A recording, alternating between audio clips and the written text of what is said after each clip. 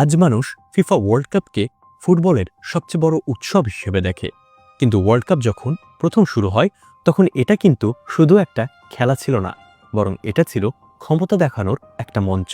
কোন দেশ বেশি উন্নত, কোন জাতি বেশি শক্তিশালী, কার কালচার পৃথিবীর সামনে বেশি অ্যাট্রাকটিভ, এসব দেখানোর একটা গ্লোবাল স্টেজ ছিল ওয়ার্ল্ড কাপ। আর সেই কারণেই শুরু থেকেই ফুটবলের সাথে পলিটিক্স জড়িয়ে যায়। 1930 সালে প্রথম ওয়ার্ল্ড কাপ হয় উরুগুয়েতে। তখন ইউরোপের অনেক দেশ সাউথ আমেরিকাকে ততটা গুরুত্ব দিত না। তাদের মনে হতো সভ্য ফুটবল শুধু ইউরোপেই আছে। কিন্তু উরুগুয়ে ওয়ার্ল্ড কাপ জিতে পুরো পৃথিবীকে শক দেয়।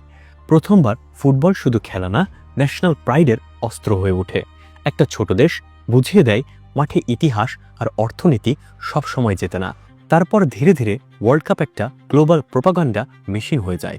ডিকটেটরস, প্রেসিডেন্টস, মিলিটারি রুলার্স সবাই বুঝে যায় ফুটবল মানুষের ইমোশন কন্ট্রোল করতে পারে।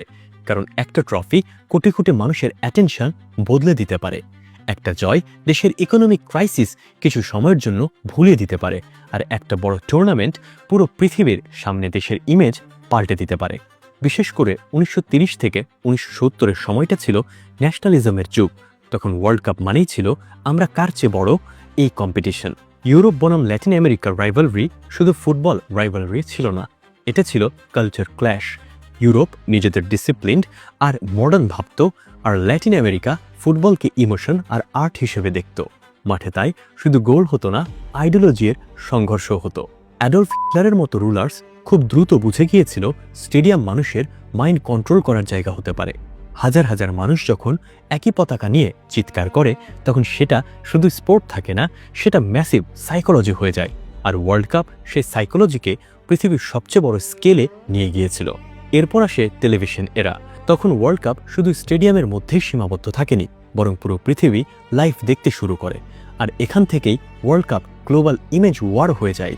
কোন দেশ মডার্ন দেখাবে, কোন শহর ফিউচারিস্টিক দেখাবে, কোন কালচার বেশি ওয়েলকামিং। হোস্ট কান্ট্রিগুলো বিলিয়নস অফ ডলার্স খরচ করতে শুরু করে শুধু পৃথিবীকে ইমপ্রেস করার জন্য। আজও একই জিনিস দেখা যায়। একটা দেশ ওয়ার্ল্ড কাপ হোস্ট করলে তারা শুধু টুর্নামেন্ট আয়োজন করে না, বরং তারা পুরো পৃথিবীকে একটা মেসেজ দেয়, আমরা পাওয়ারফুল, আমরা ডেভেলপড, আমরা গ্লোবাল স্টেজের যোগ্য। আর সেই কারণেই ওয়ার্ল্ড কাপ নিয়ে লবিং, পলিটিক্স, করাপশন আর ইনফ্লুয়েন্সের অভিযোগ কখনোই শেষ হয় না।